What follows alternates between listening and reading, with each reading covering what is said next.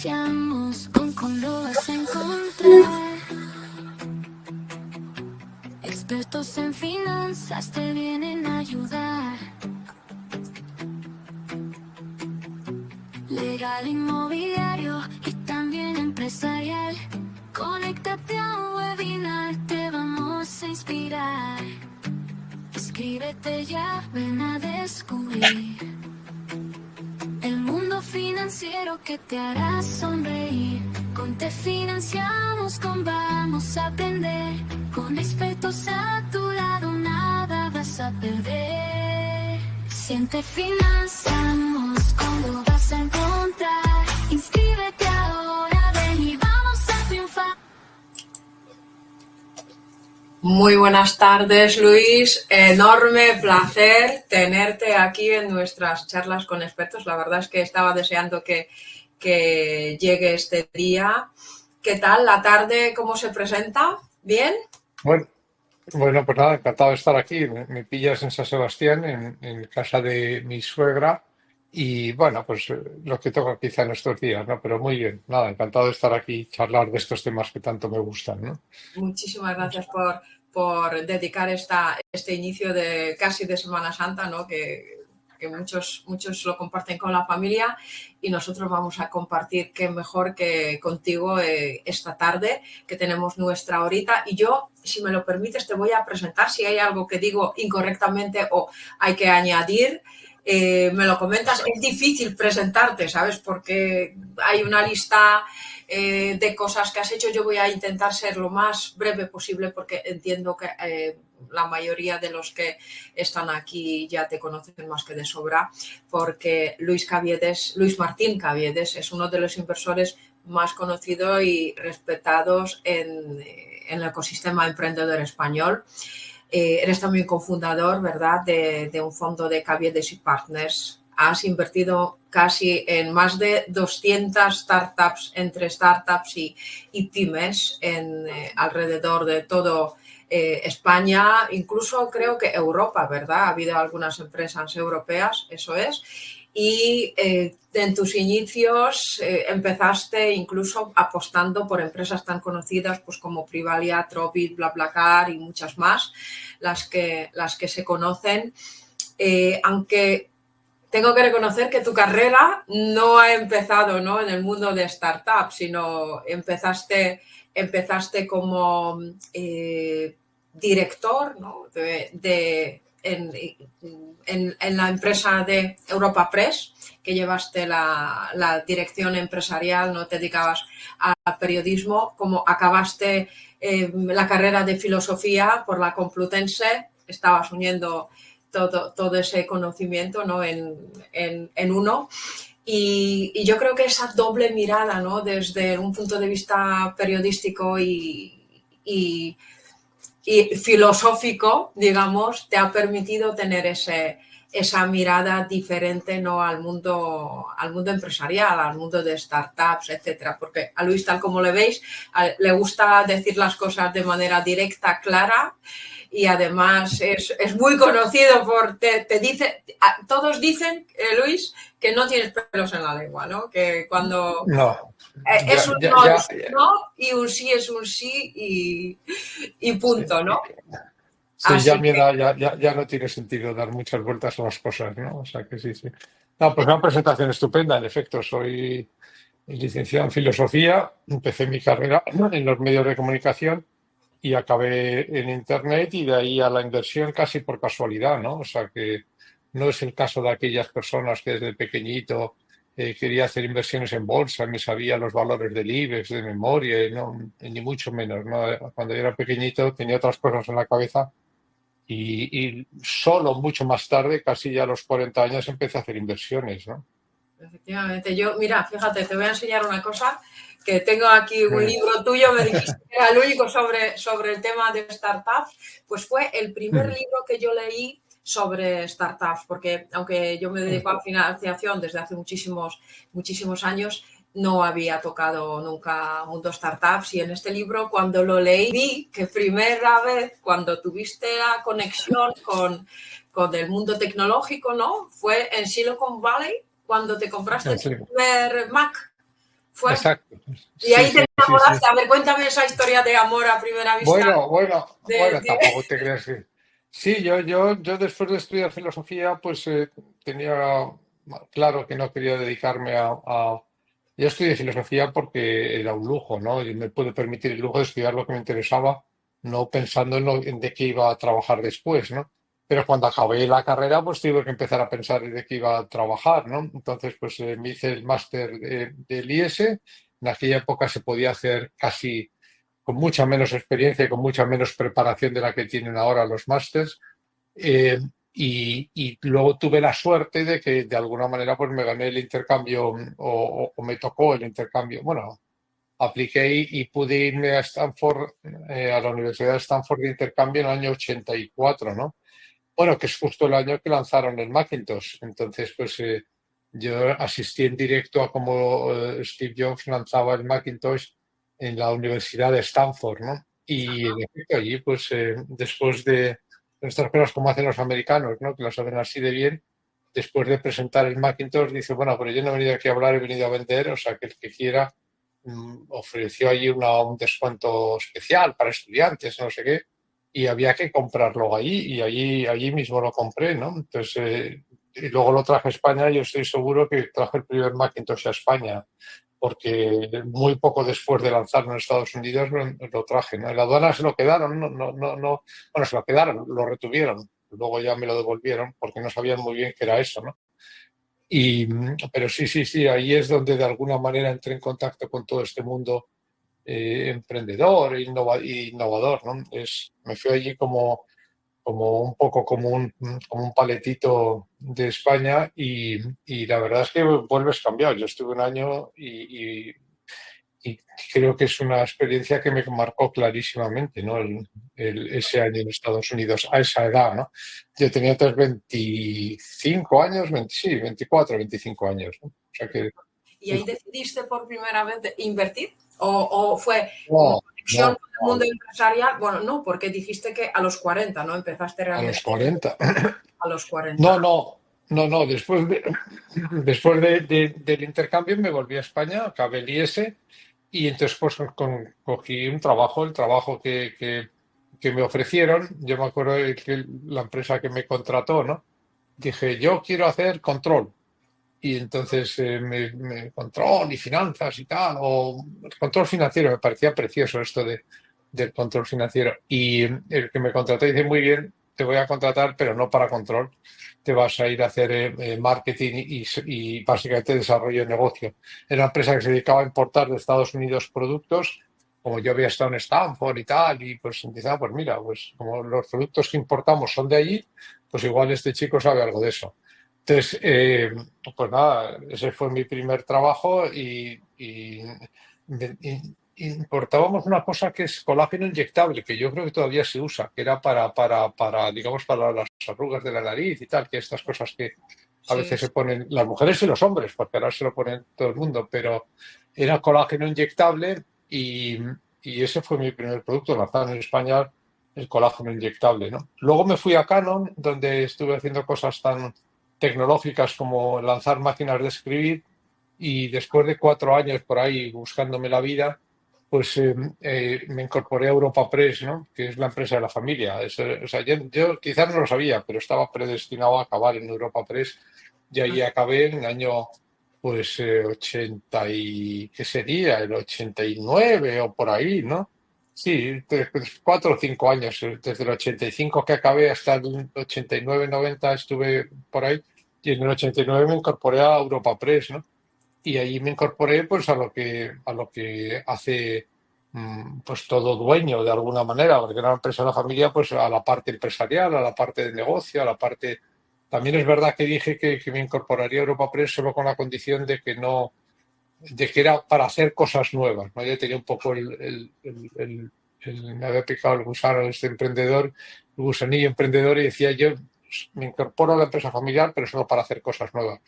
Entonces me tocaron las cosas nuevas, primero la televisión y luego Internet, ¿no? Cuando llegó Internet, pues claro, ¿no? Esto es, yo lo digo muchas veces, pero es que me acuerdo, fue un absoluto un descubrimiento, ¿no? Esto es como si tú te dedicas a vender, yo qué sé, melones, ¿no? Y entonces te dicen, han inventado una cosa que puedes llevar tus melones a cualquier persona del mundo y encima a coste cero, ¿no?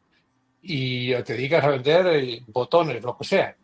Y bueno, pues esto es lo que me dijeron a mí. Yo vendía noticias, mis melones eran noticias y mis noticias a partir de ahora, gracias a Internet, las podía mandar a cualquier ordenador del mundo y a coste cero.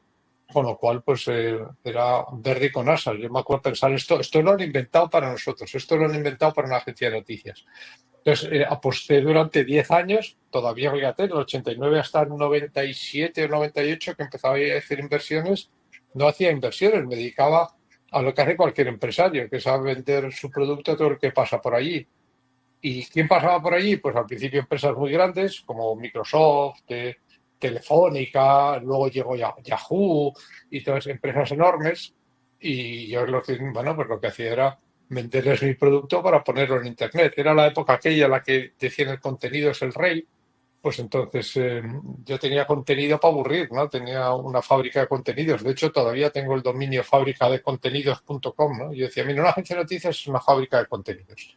¿Tú qué quieres? Quiero noticias financieras, noticias deportivas, quiero contenidos deportivos, quiero contenidos sociales, quiero contenidos de entretenimiento, ¿no? De todo. Bueno, pues aquí tenemos todo tipo de contenidos para que tú puedas crear tu página web en un momento, ¿no?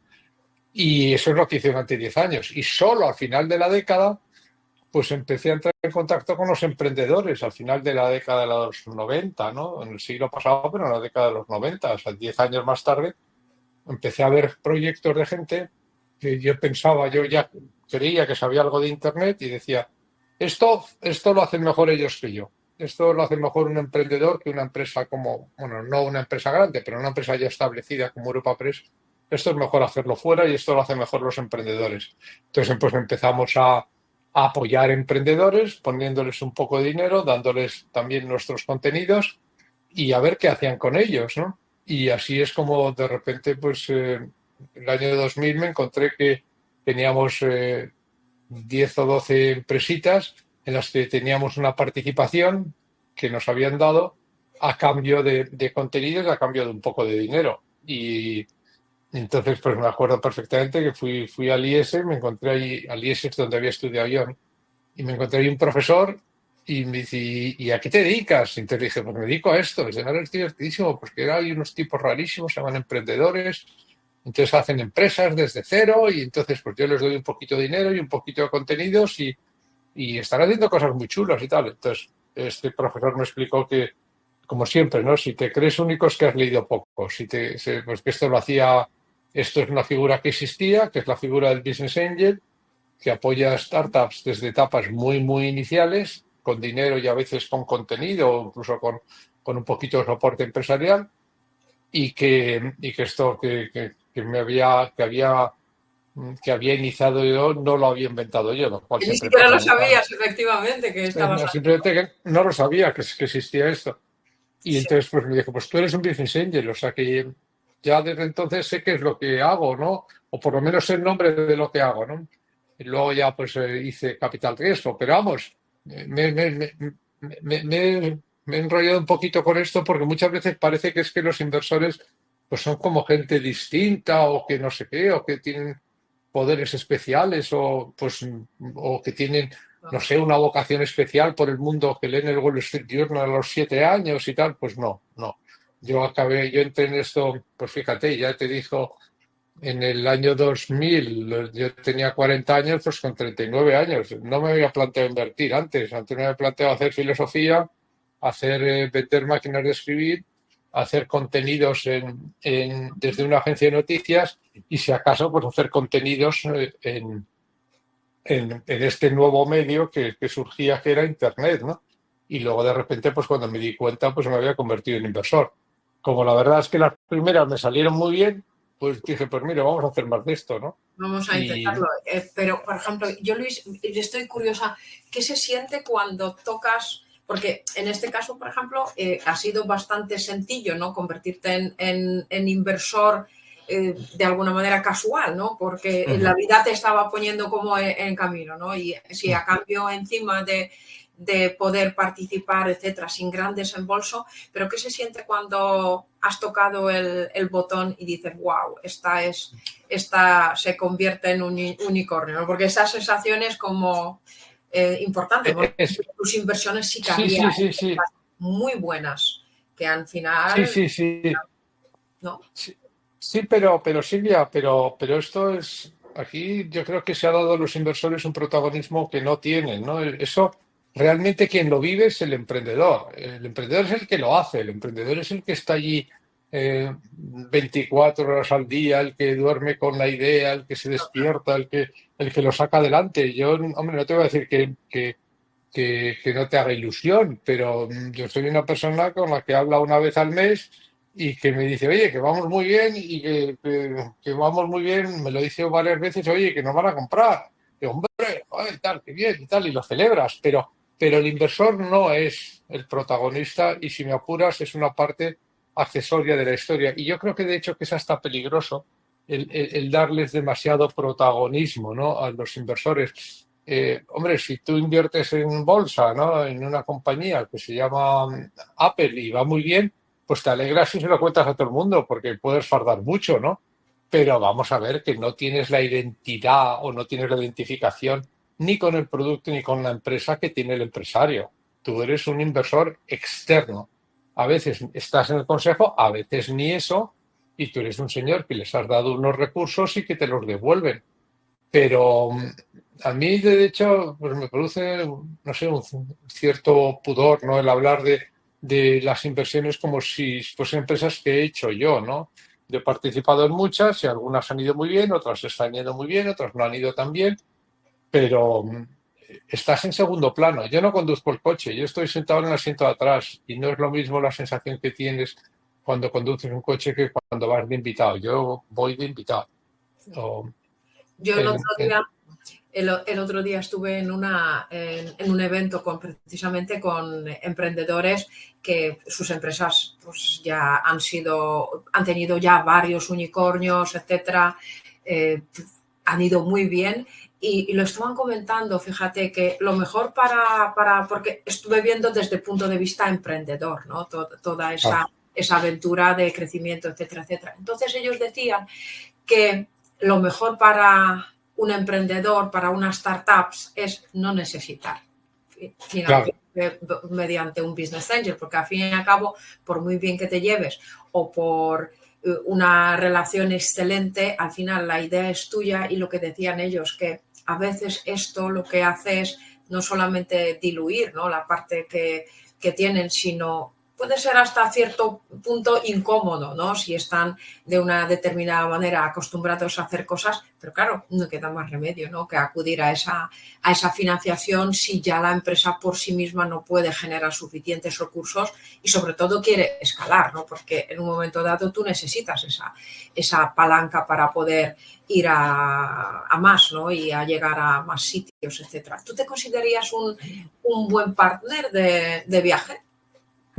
Bueno, vamos a ver, el mejor partner es el que no tienes. Yo en esto estoy completamente de acuerdo. Sí. O sea, lo ideal, al fin y al cabo, vamos a ver, el inversor te da dinero, pero se lleva tu empresa a cachitos. O sea, es como si, no sé, hombre, no es así, pero es como si se lleva un brazo y de repente se quiere llevar una pierna y tal, y cuando cada vez se quiere llevar más de ti, ¿no? O sea, no solo es la dilución, sino que encima muchos inversores pues tienen opiniones y como encima pues tienen dinero y no hay cosa más peligrosa de tener dinero y opiniones, porque cuanto más dinero tienen o tenemos, pues más dinero, te crees que más sólida es tu opinión, lo cual es difícil de entender, pero tú lo habrás visto mil veces, la gente que tiene dinero se cree más lista o se cree que tiene una opinión más sólida de las cosas, ¿no?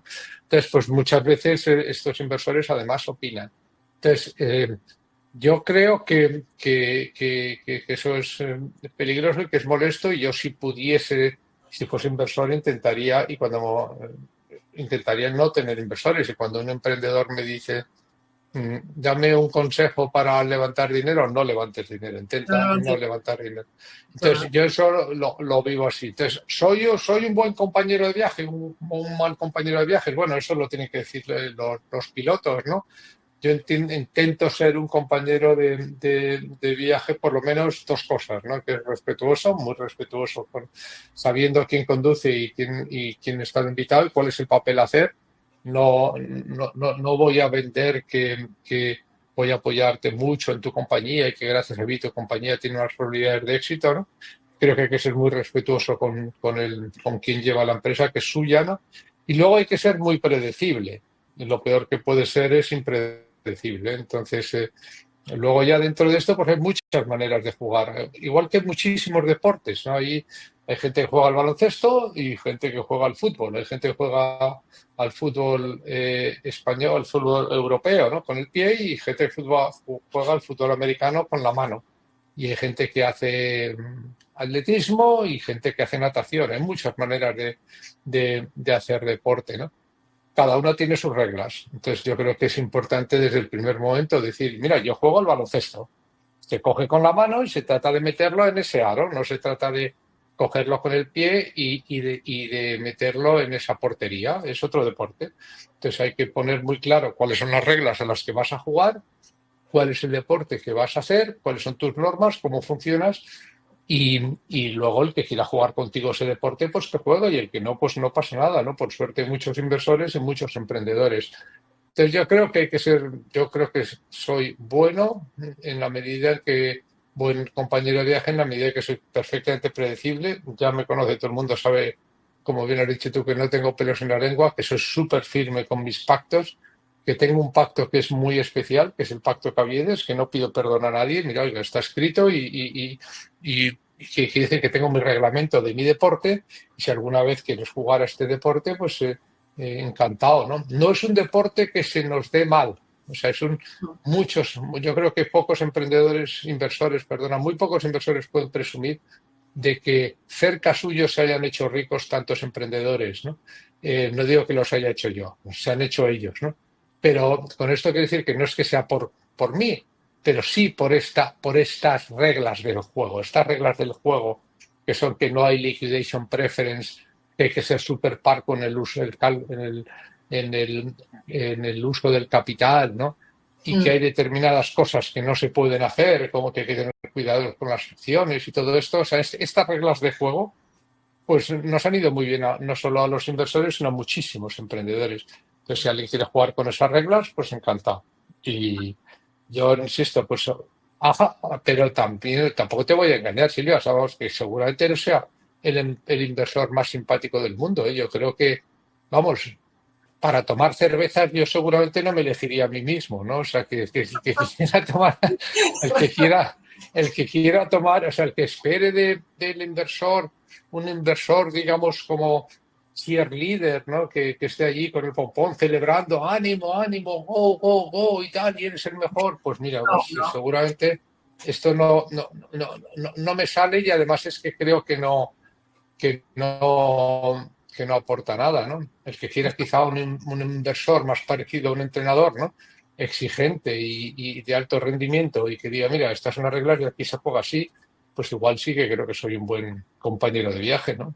En tu toma de decisiones, Luis, ¿qué parte dedicas, digamos, a la parte numérica? ¿No? Que lógicamente a la hora de hacer una inversión, que como todos siempre se espera un resultado positivo, ¿no? Y ganancia, porque si no, no sería una inversión. Pero hay una parte también humana que te gusta un proyecto, a pesar de que haya algo que dices, esto es mejorable, pero me gusta este proyecto y ahí voy a entrar, ¿o no? Bueno, vamos a ver. Lo que pasa es que esto tiene que ver con mi formación filosófica y también con no sé, con mi afición por este tipo de temas, ¿no? O sea, me parece que el ser humano es fascinante, y una de las cosas que tiene de fascinantes es la cabeza o la capacidad de raciocinio que tenemos, ¿no? Tendemos a limitar mucho, o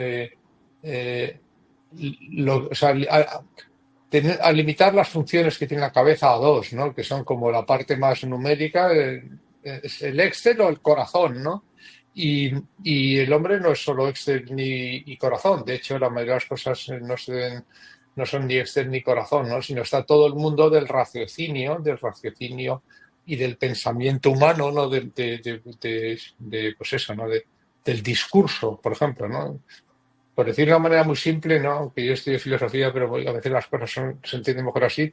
Aparte del Excel está todo el mundo del Word, ¿no? O sea, el mundo del razonamiento, del pensar, de la articulación, de la lógica, de las conclusiones, de las consecuencias y de todo esto. Y que eso no es el corazón. O sea, no digo el mundo de la poesía, ¿eh? Digo el mundo del discurso. Y ese es donde yo me encuentro especialmente más cómodo, ¿no? Soy una persona extraordinariamente numérica. Creo, como decía un banquero español, ¿no? Lo que no son cuentas son cuentos. Entonces me encantan los números, pero desafortunadamente en una startup inicialmente los números no están, No, no existen, por definición. Porque, claro, hacer una proyección, lo que no me creo son las proyecciones, ¿no? O sea, yo cuando tengamos una buena contabilidad, pues entonces los números empezarán a decirnos algo. Pero un business plan en el que me dices que ahora sois 2 personas, ¿no? Y no vendes nada, y dentro de 5 años vais a ser 1.200 personas y os va a vender 1.500 millones, pues me dice lo justito. Entonces las proyecciones no me sirven para nada. Entonces, aunque sea una persona extraordinariamente financiera y numérica, lo cierto es que cuando tratas con startups, cuando tratas con empresas maduras es otro tema, pero cuando tratas con startups los números son bastante inútiles, bastante inútiles. Y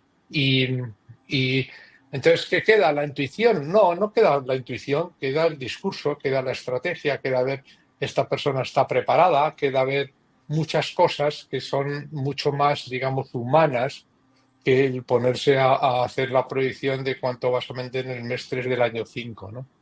Y dentro de esas cosas que tiene la cabeza que van más allá del Excel, pues por supuesto está la parte más, digamos, de intuición, ¿no?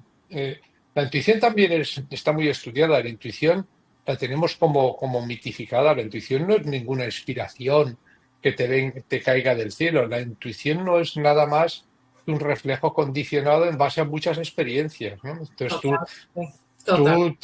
conduces por intuición. Bueno, claro, es que has hecho 100.000 kilómetros en los últimos 3 años. Entonces, claro, ya llega un momento en el que cuando hay que frenar y cuando... Entonces, la intuición, que no es nada más que un reflejo condicionado en base a experiencia, pues por supuesto que es enormemente rica. Tú cuando has visto miles de patrones, una cosa que se repite 1.000 veces, pues acabas teniendo un patrón, como los perritos de Pavlov o como los perritos asocian.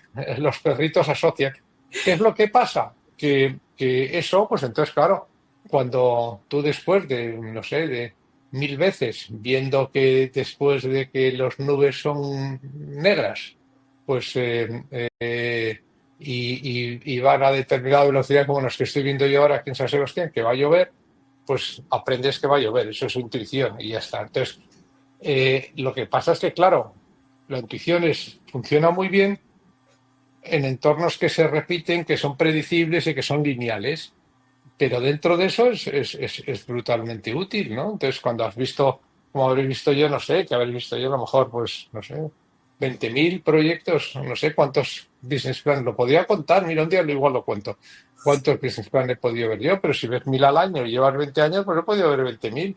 Pues hombre, desarrollas un poquito de intuición a tonto que seas, ¿no? Y con las personas pasa un poco lo mismo. Cuando se está delante de mucha gente en persona directamente, en Zoom funciona mucho menos, ¿eh? En remoto funciona mucho menos. Pero estás delante de una persona, pues llega un momento en el que dices, pues mira, yo no sé qué, pero no me termino de fiar. Pero sí, pero no, exacto. Sí, pero no. Y sí. Si tengo esa sensación, a mí me da igual lo que digan los Excel o lo que digan los números o lo que diga todo lo demás. ¿Por qué? Porque me fío, porque la raza humana lleva mucho tiempo en el mundo y una de las razones por las cuales ha sobrevivido es porque tiene esa intuición, otra vez, de reconocer cuando una persona es de fiar y cuando no es de fiar. Y a eso hay que obedecerlo. Hay que obedecerlo.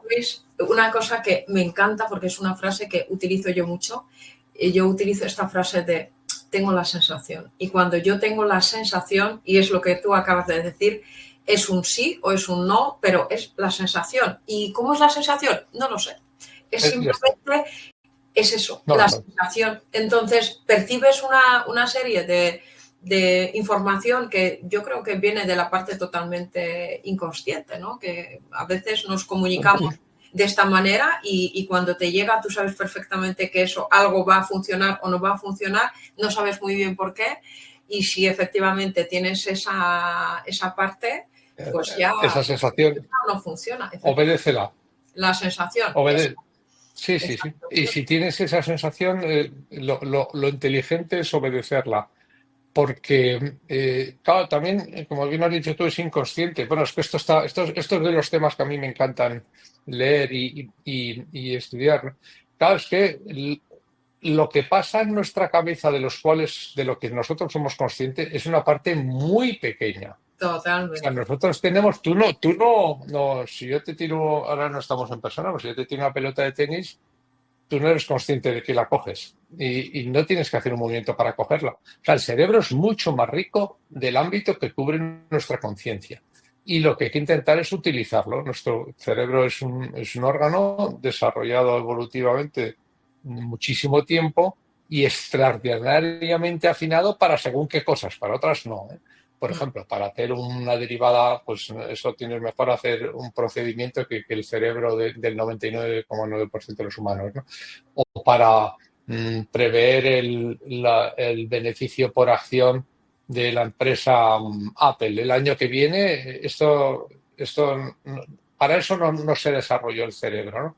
Pero para otras cosas sí que se desarrolló. Por ejemplo, se desarrolló para tener una inteligencia social que es espectacular. O sea, tener el cerebro humano y eso es consciente o inconsciente. Pues una parte es consciente y una parte es inconsciente.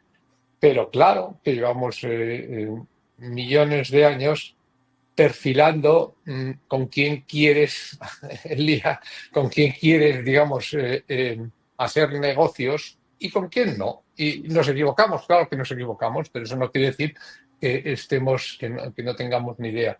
Y yo creo que se hace demasiado poco caso a esas sensaciones inconscientes que te dicen, por ejemplo, yo aquí huelo peligro, y aquí huelo peligro, y yo me quiero ir de aquí. Y eso no es superstición. El que tú no sepas explicar qué es lo que has percibido, pero que te hace sentirte incómodo, eso no es superstición. Superstición es pensar que eso viene de un duende verde. Pero pensar que dices, mira, yo no te sé explicar por qué, pero no estoy cómodo. Al 100% No estoy de acuerdo contigo, efectivamente, que eso además funciona así. Y mira, acabas de decir una cosa que te gusta leer sobre esta parte y estudiar, etcétera. Y yo te iba a preguntar quiénes fueron tus mentores, entre comillas, ¿no? Que quizás algún autor especial que has leído que te ha abierto un poco esa parte o Luis Caviedes ha sido muy autodidacta. ¿Cuál es la historia? En la parte, yo me refiero en la parte empresarial, ¿no? Porque me imagino que todos están en esa parte enfocados, aunque luego lo otro pues también es importante, ¿no? No, en la parte empresarial no he sido muy autodidacta, pero no me gustan nada las biografías de empresarios ni las historias de empresas. Quizá al principio me leí unas cuantas, ¿no? Pero puedo hacer 20 años que no me leo ni la historia ni la vida de un empresario ni la vida de una empresa, ¿no? La gente le encanta, pues, ahora tal, Nvidia, pues cómo nació Nvidia y cómo nació Google y tal. Y eso no, a mí no, eso no me interesa demasiado porque me parece que es un mundo que cambia demasiado. Sí que tengo una serie de autores, ¿no? Lo que pasa es que es una serie larga de autores que me han formado la cabeza, ¿no? Yo en mi manera de afrontar las cosas no soy nada autodidacta. Yo estoy convencido que en mi cabeza no hay nada que no haya leído, ¿no? Bueno, no haya leído, que no haya vivido, ¿no? Pero que las ideas, digamos, más o menos buenas, reconozco que no son mías. Y muchas veces te pasa que digo algo y alguien me dice, claro, pero eso es lo que dice no sé quién. Y yo, pues seguro, porque ese autor lo leí y no me extraña nada que me quedase con esa idea y que venga de ese señor. Lo que te aseguro es que aquel señor le leí. Me dice, eso es muy kantiano, o eso es muy, yo qué sé, o eso es muy Taleb, o eso es muy Taleman, o eso es Kahneman, o cualquiera de mis autores favoritos. Entonces ahí sí que estoy convencido que el 90% de mis ideas buenas, digamos, filosóficas o eso sí que vienen de otros. En cuanto a empresarial, tampoco te creas, pero no voy a presumir de autodidacta, es que tampoco te creas que ha habido tanta gente cerca que hubiese hecho lo que hacía yo y que hubiese venido por delante, ¿no? Pues tuve quizá la suerte de ser de los primeros que me dediqué a esto, ¿no? Entonces, hombre, pues es que yo no conocía a nadie que hacía lo que hacía yo. Nadie, absolutamente nadie, porque no digo que fuese el primero en el sentido de que fuese un gran descubridor. Por en otros países sí que se hacía y en otros sitios, ¿no? Incluso aquí en España de repente te enteras, entonces vas y dices, hombre, que hay un tío que se llama Rodolfo Carpentier, pues voy a comer con él y tal. Estoy hablando de hace 40 años, o ahora pues hablo con muchísimos otros inversores, ¿no? Pero no ha habido mm, o sea, esto de la inversión en España lleva muy poco tiempo, ¿no? Lleva el tiempo que yo, que a lo mejor ya no es poco, pero no ha habido no he tenido una persona de la cual haya tenido la suerte de poder aprender porque, porque no la había.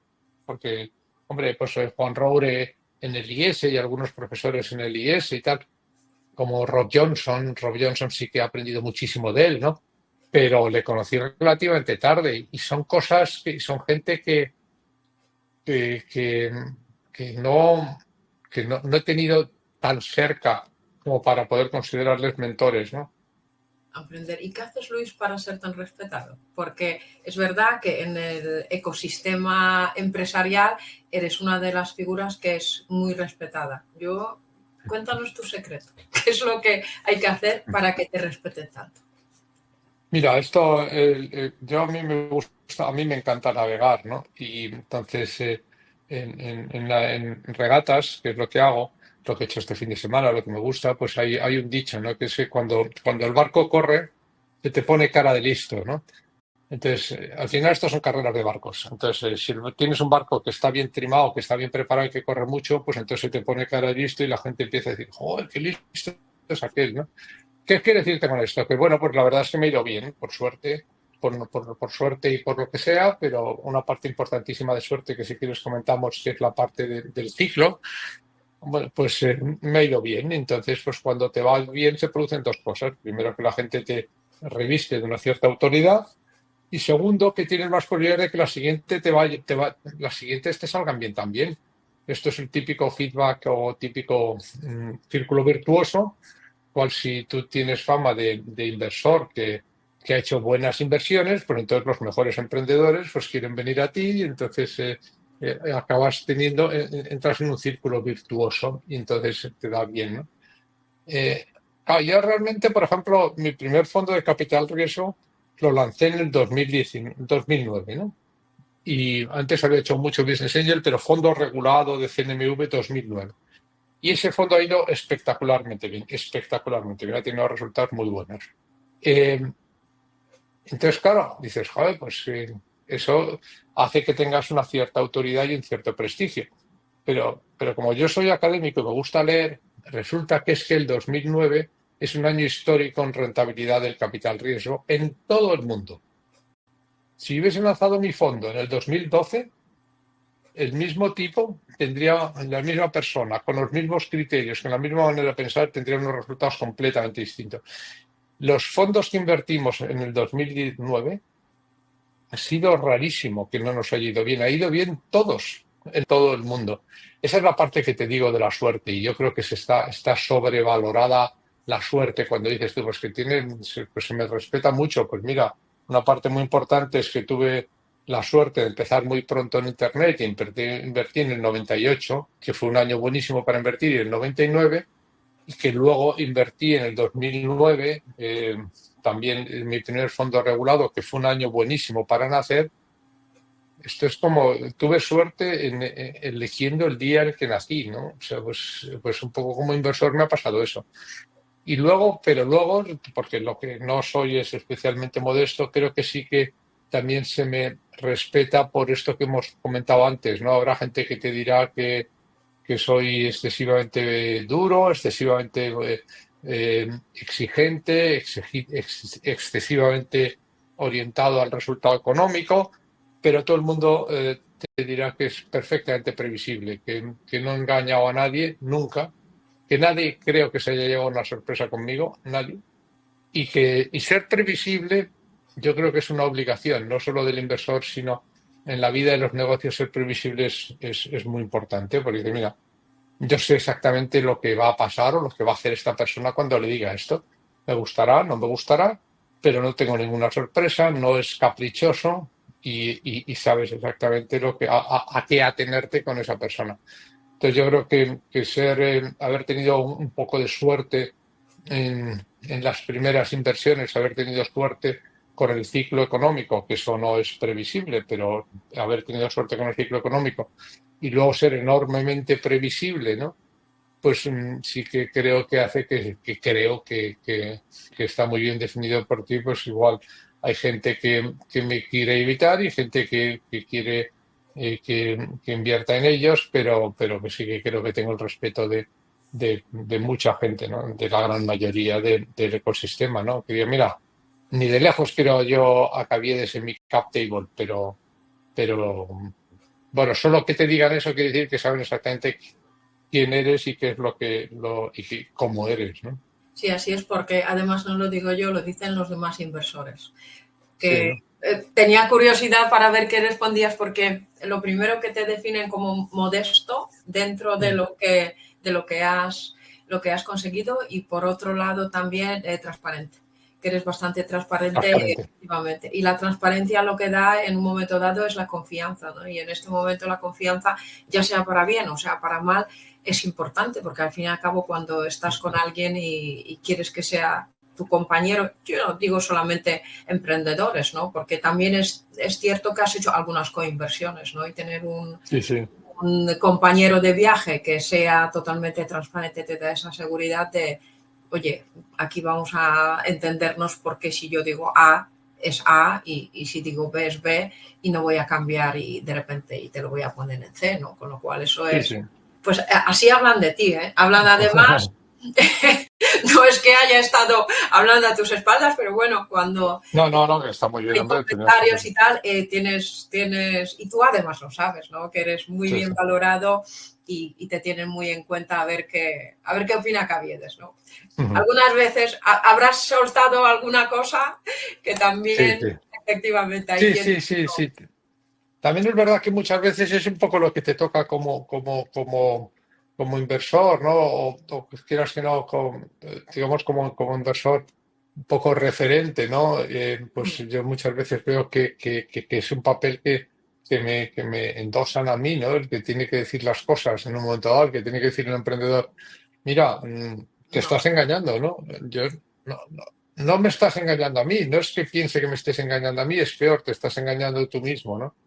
Pero totalmente. no es así, no vas a conseguir ese pedido, no es verdad, no vamos a llegar con la caja que tenemos a final de año, no te engañes. Y esto, bueno, pues que el ser a veces el que da estos mensajes más duros, pues, o más transparentes o más contundentes, pues sí que es una cosa que muchas veces como que me han delegado, que la gente espera que digan. Y yo creo que es de aquellas cosas en las que creo que muchas veces hacer el mejor favor que le puedes hacer a un emprendedor es darle un poco este baño o este jarro de agua fría, ¿no? Porque a base de decirle, no, pues mira, no, yo creo que a base de mucho esfuerzo y mucha ilusión y mucho trabajo lo vas a conseguir. Pues no siempre es así. Llega un momento en que... Yo recuerdo que había un emprendedor hace mucho tiempo que le fue mal la empresa, ¿no? Y entonces hicimos una especie de cena en la que decía que había aprendido de cada uno y tal. Y entonces cuando llegó él me dice, no, pues él corría maratones, ¿no? Pues de Luis aprendí que una empresa no es como un maratón que a base de esfuerzo, preparación y llega un momento de corazón, ¿no? Lo puedes acabar, ¿no? Aquí no depende de ti, ¿no? O sea, no es voy a seguir y voy a acabar y no es una pelea solo contigo mismo y eso es a mí no, me hizo especial ilusión porque es verdad, yo le había dicho, mira, esto no va de que pongas más esfuerzo y que corras más, es que esta carrera no va a ningún sitio. Entonces, déjalo, ¿no? Hay que saber abandonar, que Hay es que una saber cosa que, retirarse a tiempo, efectivamente. sí, Exacto. sí, sí, y llega un momento en el que yo se lo he dicho a muchísimos emprendedores en mi vida, ¿no? Dicen, mira, yo no voy a poner un euro más, yo que tú no pondría ni un minuto más. Vamos a hacer una salida honrosa, una salida positiva para la gente que hay aquí, que ha confiado en ti, para, por supuesto, los trabajadores, los proveedores, los socios. Vamos a intentar salvar los muebles de lo que podamos y ya está, y no ha salido, punto, ¿no? ¿Te ha pasado alguna vez que nada más entrar te diste cuenta que cometiste un error y que ya era demasiado tarde o no? Bueno, esto pasa un poco siempre, ¿eh? Esto pasa un poco siempre. O sea, el primer consejo siempre te enteras de algo que no te gusta y algo que no es bueno. Siempre. Esto es una cosa que ya al principio me chocaba mucho y al final ya lo tengo asumido. El primer consejo siempre te enteras de algo y dices, mierda. Pero ¿y esto? Esto siempre es así. Es tanto que tiene gracia que una vez, no sé qué inversor me lo dijo, ¿no? Porque yo te digo, la mayoría de las ideas no son mías, son de otro, pero que a mí se me quedó muy grabado y que lo uso de vez en cuando. Dicen, cuando estás haciendo el análisis, ¿no? Y la due diligence famosa antes de hacer la inversión, me dicen, bueno, ¿y quieres preguntarme algo más? Digo, sí, tengo una pregunta para ti, que es la pregunta de due diligence del mundo, ¿no? Que es, ¿de qué me voy a enterar en el primer consejo que no sé todavía y que va a ser una sorpresa, ¿no? Y se ríen los emprendedores porque es así. En todo, o sea, en el primer consejo ya sabes que te vas a llevar una sorpresa negativa, tanto que ya llega un momento en que no te sorprende. Y es natural, pues porque, hombre, pues porque en la etapa en la que invierto yo en los startups, pues siempre hay problemas. Y no digo que el emprendedor te los haya ocultado, es que surgió después yo recuerdo que a más de un inversor, a más de un socio decirse en el consejo cuando pasa esto y entonces se ponen muy nerviosos y digo, oye, pero che, ¿tú sabes a lo que has venido? O sea, que esto, el que no Totalmente. aguante una broma se vaya del pueblo, ¿no? Como dicen en Lepe, ¿no? Que, oiga, que usted sabe a lo que ha venido, claro. Pues, o la escena esta de Casablanca, ¿no? Qué escándalo, este garito se juega. Pues claro que claro que van a pasar problemas de estos, que llegas ayer al consejo y que te dicen, oye, que mm, resulta que hemos perdido el mejor cliente que teníamos, ¿no? Ah, lo podías haber dicho antes, es que antes no lo habíamos perdido. Pues es que es natural, la vida de una startup y de un emprendedor en las primeras etapas es luchar contra un problema uno detrás de otro. Y claro que va a haber problemas, ¿no? Pero si Entonces, descubres algo que te han ocultado, ¿pierden la confianza tuya para siempre? O todavía, porque también seguramente ha sí. habido casos, ¿no? Que el emprendedor dice, mira, mejor no lo digo porque si no, no entran y cuando no entran, pues no me puedo fondear. Y cuando tú lo descubres, ¿dirías que esa pérdida de confianza No, ya es para siempre o todavía hay alguna no. posibilidad de rescate? No, primero no te creas que te puedo decir que me ha pasado muchas veces, ¿eh? Y cuando me ha pasado eso ha sido después. A ver, la gente, yo creo, ¿eh? La gente no va mintiendo por ahí. eh, mm, o sea, la gente no es tan civilina o como eso. Las mentiras se van haciendo poco a poco, ¿no? Entonces, Vale. el emprendedor no pasa eso de que he perdido el cliente número uno y entonces no se lo voy a decir al inversor, pues entonces no saco la ronda adelante. No, es que, uy, que empieza a tener problemas con este cliente. Entonces, bueno, pues tampoco hay que decir exactamente que me han llamado a ver el sábado.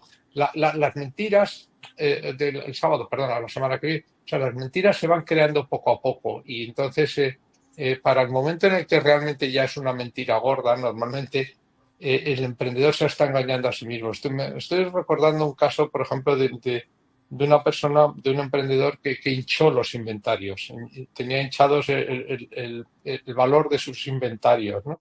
Uh-huh. Y, y claro, cuando lo analizas, incluso hablando con él o mirándolo con el auditor y todo esto no se ha hecho en una semana, ¿eh?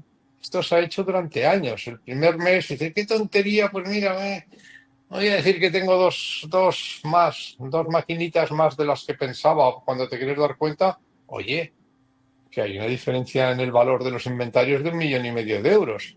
Pero es como, o sea, yo tengo la sensación de que los humanos, pues pasa así, igual que incluso pues, hasta en las bandas de gángster, ¿no? Pues no es normal que un chaval la primera vez que se acerca a una banda le den una pistola y le dicen que mate a alguien. No, pues al principio se hace un robo pequeñito y se va liando la cosa, o la corrupción también es así, ¿no? O sea, no creo que haya nadie que se corrompa y que diga, bueno, pues mira, ya está, ya soy concejal, a partir de ahora el siguiente que venga le va a pedir 2,5 millones de euros. No, un día te invitan a cenar, otro día te invitan a un viaje, luego ya no es un viaje, luego ya son 2 viajes, luego ya no sé qué, luego ya dicen que en vez de invitarte a un viaje te mandan lo que cuesta el viaje ya que no puedes ir, entonces ya te mandan dinero y luego ya te piden un favor. O sea, yo creo que el proceso de degeneración ética de una persona lleva tiempo. Yo no tengo la sensación de que los emprendedores nazcan con una mentira, ¿no? Pero sí que he visto que se crean mentiras durante un tiempo y muchas veces es esta dinámica que te decía tan peligrosa, que se están engañando ellos tanto o más que engañarte a ti, ¿no? Y yo sí que he oído contadas ocasiones, he invertido más de 200 personas, 200 startups, a lo mejor me han engañado en cosas de las que no me he enterado, ¿eh? Pero que me hayan engañado, digamos así, que me haya enterado, yo diría que no más de 4 o 5, ¿no? Y en todas ellas es un proceso de bola de nieve hasta que llega un momento que es inmanejable. Yo estoy seguro que la mayoría de los emprendedores, igual que la mayoría de las personas, pues tenemos un poquito de porquería debajo de las alfombras, ¿no? Pero no tenemos cadáveres debajo de las alfombras, ¿no? Entonces, pues eso, pues tiene un poquito y al final, pues tienes un poquito de porquería, aquello va creciendo hasta que llega un momento que ya realmente es un problema, ¿no? Yo me da mucho más miedo el otro fenómeno. El otro fenómeno sí que me da miedo. Los emprendedores son, por definición, overoptimistic, o sea, son demasiado optimistas, son demasiado overconfident, o sea, tienen demasiada confianza en sí mismos y también tienen ilusión de control, o sea, creen que controlan el futuro, ¿no? O sea, pero claro, es que si no, no serían emprendedores. Es que si tú, o sea, si tú no te crees, si no eres sobreoptimista, ¿no? Si no tienes un exceso de confianza en ti mismo y si no crees que puedes moldear el futuro, incluso un poquito más allá de lo que a lo mejor sí que vas a ser capaz de moldear, pues seguramente no te meterías, ¿no? Esto es que, claro, es que... Y hablando de futuro, Luis, ¿qué tal te llevas con nuestra amiga la IA? ¿Qué tal? ¿En qué? Uy, ¿En qué? estoy encantado. Yo vamos, a mí bueno, ha habido, vamos a ver, no es la primera vez que me pasa, ¿eh? Me ha pasado varias veces en mi vida en la que de repente una tecnología dices, joder, macho, wow, esto es una cosa seria, ¿no? Por supuesto me pasó con Internet, por supuesto me pasó con los móviles y con el cloud incluso, ¿no? Pero ahora, sin duda, con la inteligencia artificial más todavía, ¿no? Más todavía que con el cloud, no tanto como Internet. Yo la primera vez que entré en Internet y vi que tenías toda la información del mundo a tus manos, aquello fue casi de caerse del caballo, ¿no? Pues ahora con la IA, ver que tienes toda esa, digamos, que me ha salido un asistente, que lleva un asistente conmigo, ¿no? Que es muy listo, que sabe muchísimo, ¿no? No sabe todo y se confunde, como todos los asistentes, ¿no? Pero que tiene me parece fascinante y lo uso diariamente para cosas profesionales y hasta para cosas no profesionales, ¿no? O sea, para que te hagas una idea, pues nos estamos haciendo una casa nueva y la iluminación del salón la estamos haciendo con inteligencia artificial, con ChatGPT y la distribución de los armarios. O sea, que desde eso, que es de lo más pedestre del mundo, a tener ya análisis de, por ejemplo, de documentos legales con cierta sofisticación, en el que le metes la ley, le metes los estatutos, le metes los pactos y le metes las auditorías de una compañía concreta, ¿no? Y le preguntas cosas. O sea, a mí me parece que es fascinante tener una persona tan lista, que no es una persona, pero que es una máquina tan lista ahí, que además está 24 horas Claro, y que te da unas respuestas que si le preguntas bien es una cosa muy seria, ¿eh? Y dice, Total. no, se equivoca, claro que se equivoca, pero joder, el que tiene boca se equivoca. Y como le han puesto boca, pues le han puesto que equivocarse. Mejorará. Y además esto va a una velocidad brutal, ¿no? Entonces, a mí me parece que me multiplica como persona, me hace infinitamente más eficiente, infinitamente más eficaz y multiplica mi potencia. Es como si, no sé, como si estuviese toda la vida acostumbrado a ir andando y de repente me dan una bici y digo, joder, puedo llegar mucho más lejos, mucho más rápido. Esto es una maravilla, ¿no? Entonces, después de que te dan una, dicen, no, no, es que le vamos a poner un motorcito y se llama moto. Joder, pues todavía puedo llegar más lejos o es un motor eléctrico, ¿no? Y entonces es una bici eléctrica. Pues puedo llegar más lejos, o sea, me parece Con una menos herramienta esfuerzo, fascinante. eso es. ¿Tú crees que vas a permitir alguna vez que tome las decisiones por ti?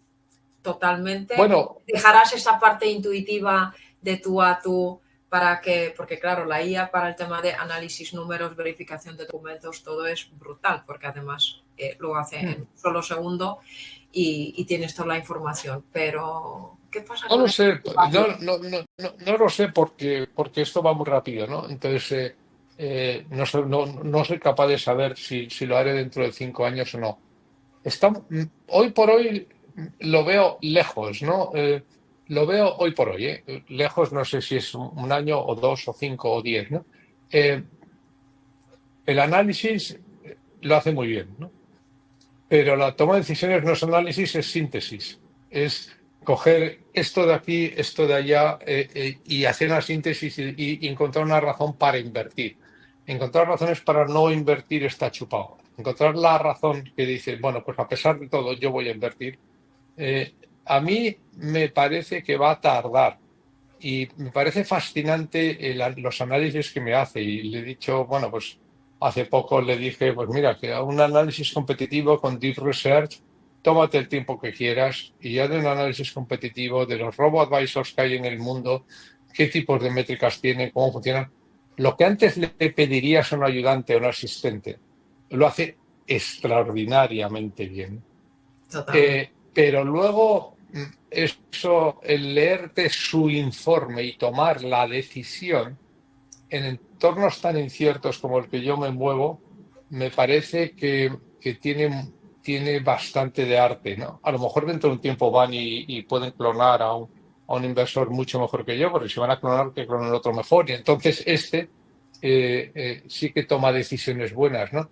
Pero hay que pensar también que en el entorno en el que nos movemos, ¿no? En los entornos en los que me muevo yo, que son entornos extraordinariamente difusos y en los que realmente te la juegas no tanto a saber si el beneficio por acción del año 3 va a ser 7,22 o 7,42, pero si realmente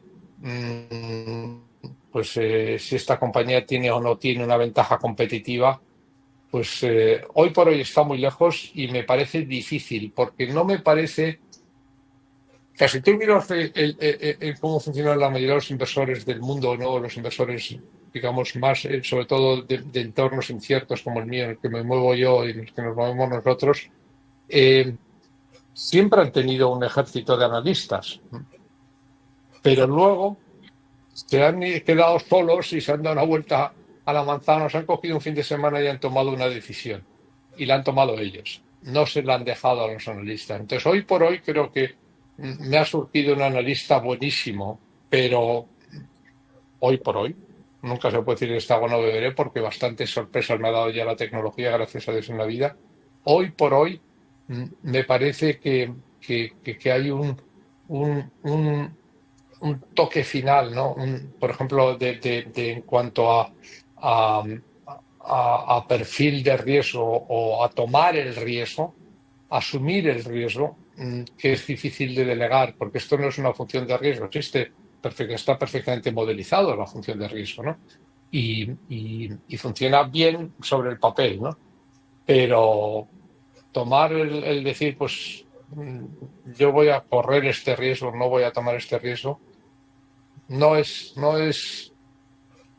bueno, me repito, pero termino donde empecé, ¿no? No es análisis, es síntesis. Es coger una pieza aquí, coger una pieza allá y con eso hacerte un castillo.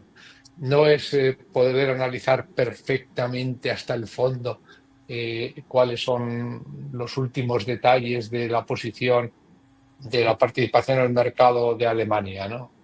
Totalmente. ¿Piensas que alguna vez, porque mira, se nos ha pasado la hora, yo quería hacerte 1.000.000 de preguntas, pero te voy a preguntar. Esa ya va a ser una de las últimas. ¿Tú crees que alguna vez la IA tomará decisiones por ella misma y podría poner en peligro la raza humana?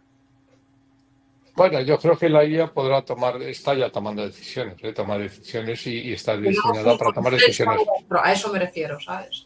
Sí, pero a mí no me da miedo la IA tomando decisiones, me da miedo los humanos utilizando la inteligencia artificial, que es mucho más peligroso. O sea, el otro día leí algo sobre esto, los riesgos que tiene la inteligencia artificial, ¿no? El riesgo de verdad no es tanto que un robot decida acabar con la humanidad. Es mucho más grande el riesgo de que un humano cree robots para acabar con la humanidad, o mejor dicho, con otro tipo de humanidad de lo que él cree. Es mucho más fácil que un humano decida matar a la otra mitad de la humanidad que no tiene su color de piel que un robot decida matar a los humanos que tienen carne y hueso. O sea, a mí eso me parece extraordinariamente lejano.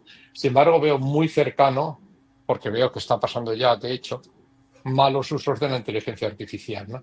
Y eso me da mucho más miedo. O sea, me da mucho más miedo porque la sigo viendo todavía, hoy por hoy, como una herramienta. Me da mucho más miedo como herramienta que la use otro humano mal, a que un día, claro, o sea,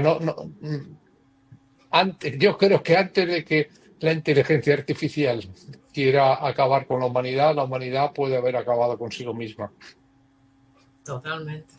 Luis, y se nos ha ido el tiempo volando y yo te voy a pedir una frase de cierre, una frase, no sé, frase, consejo, algo para a los que quieran emprender o los que quieran invertir o algo para que nos lo quedemos. Bueno, pues quizá vamos a ver, a mí lo que más a ver, lo que más me ha marcado como inversor es aprender a vivir con la incertidumbre, ¿no? O sea, el futuro está abierto, por eso está bien que hablemos de lo que puede pasar y lo que no, pero el futuro no está escrito. Y los emprendedores y los inversores, yo creo que una de las cosas que es importante es vivir con la incertidumbre, saber que el futuro no está hecho y que no sabemos nada. ¿Quién iba a imaginar que íbamos a tener un COVID, que íbamos a tener tanques moviéndose, entrando por Europa? O sea, que vete tú a saber. Tendemos a pensar que el futuro es mucho más previsible de lo que es. El futuro no es previsible. En lo interesante, claro. Las leyes físicas funcionan, pero el futuro humano, digamos, el futuro de la historia es absolutamente imprevisible y el futuro de tu empresa y de tu inversión es absolutamente imprevisible, con lo cual disfruta con la incertidumbre y si sale bien, pues celébralo y si sale mal, pues tampoco. Ni eres tan bueno como cuando sale bien, ni eres tan malo como cuando te crees que sale mal, ¿no? Hay que vivir con la incertidumbre. Si tiras el dado al aire y sale el 4, ¿qué culpa tiene el 3? ¿O ha sido más listo el 4? No. No. Hay que vivir con incertidumbre, con la estadística, con las muchas probabilidades y con los muchos mundos posibles que decía Leibniz, ¿no? Hay muchos mundos posibles, ¿no? Totalmente, totalmente. Luis, enorme placer, la verdad. Muchísimas gracias por tu tiempo. Bueno, se me ha ido la hora volando. Tenía ahí un montón de preguntas que hacer, pero nada, se nos ha pasado. Bueno, así que 1.000.000 de gracias y gracias por tu hombre, tiempo. gracias.